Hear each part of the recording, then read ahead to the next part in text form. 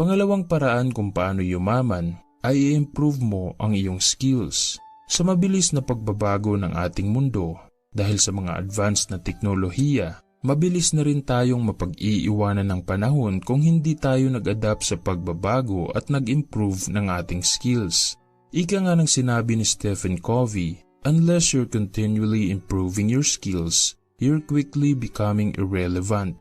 Simple lang ang dahilan kung bakit kailangan nating mag-improve ng kakayahan, at yun ay para manatili tayong competitive at valuable sa market. Kung nagbibigay ka ng malaking value sa karamihan, malaking halaga rin ang babalik sa iyo. Kaya hindi ka magtataka kung bakit ang CEO ng Google, Apple, Microsoft at iba pang mga kumpanya ay nakakatanggap ng malaking sahod taon-taon.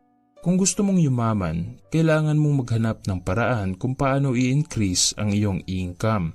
At para mapalaki mo naman ang iyong income, kailangan mo munang i-improve ang iyong skills. Ito yung tinatawag na high income skills at kailangan mo itong ma-develop kung nagsisimula ka pa lang.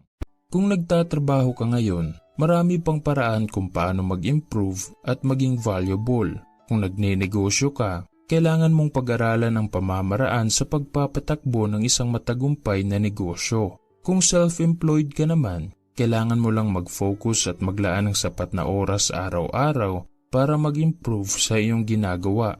Once na-improve mo na ang iyong skills at napalaki ang iyong income, kailangan mo namang malaman ang isang bagay na madalas ina-underestimate ng karamihan.